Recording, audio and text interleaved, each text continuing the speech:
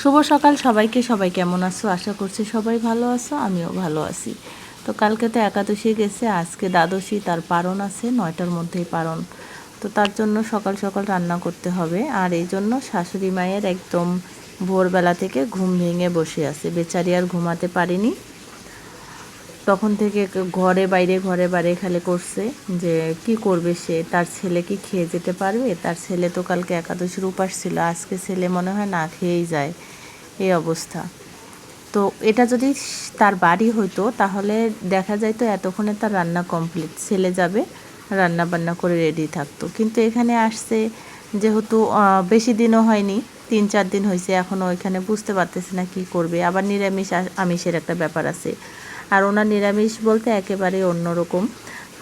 মানে আমরা যে থালা বাসনে খাই, উনি সে থালা বাসনের কখনো মানে ওনার নিরামিষ বাসনে ছোঁয়া লাগলেও সেটা হচ্ছে ওই বাসনটা আর নিবে না, এরকম অবস্থা। তো যাই হোক, উনি বুঝতেও পারেনি কোথায় কি আছে, জানে না, তার জন্য নিজে রান্না করতে যায়নি, কিন্তু বেচারি ঘুমাতে পারেনি। অবশেষে 5টা 20 মিনিটে আমাকে ডাকাডাকি শুরু করে দিয়েছে দরজায়, যে বৌমা বৌমা বৌমা। উঠে বললাম যে কী হলো এত সকালে? তো বলে যে ওকে কিছু খেয়ে যাবে না, ওকে কি রান্না করে দিবা না? তো কী আর করা, মা যতই অসুস্থ হোক, বয়স হোক, মা তো মাই হয়।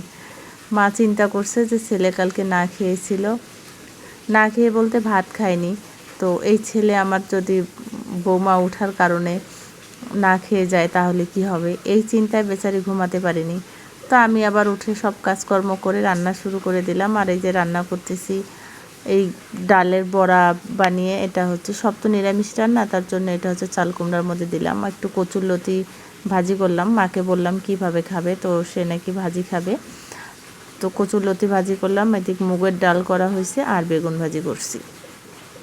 এই তো সকালের খাবার। ওর বাবা হচ্ছে বড় মেয়ে খাওয়া দাওয়া করে ওর বাবা স্কুলে দিয়ে আসলো। আর এই যে এখন ওর বাবা খেতে বসছে, মা হচ্ছে ওইদিকে পূজা করতেছে। মায়ের পূজা শেষ হওয়ার পরে তারপর মাও খাবে, আর তখন আমিও খাবো। ওর বাবা এখন খেয়ে অফিসে চলে যাবে। তোর বাবা এখন আমাকে বকতেছে, এই যে চামচ দিয়ে ডাল পাতে তুলে দিচ্ছি, বাটি কেন দিচ্ছি না। তো যাই হোক, আমি তাড়াহুড়ো করতেছি অনেক, আমিও তো ছোটো মেয়েটাকে নিয়ে স্কুলে বাইরে যাব। আর তাছাড়া হচ্ছে নিরামিষ বাসনের একটা ব্যাপার তো বললামই, মায়েরও পূজা শেষ, আর 9টার মধ্যে আমাদের পালন করতে হবে, আর 9টার মধ্যে আমার ছোটো মেয়েকেও স্কুলে নিয়ে যেতে হবে। তো মাকে খেতে দিয়ে এদিকে আমিও খাবার নিয়ে নিছি। আমি এখন খেয়ে মনাকে নিয়ে স্কুলে যাব। তো বন্ধুরা, দেখা হচ্ছে আগামী ভিডিওতে।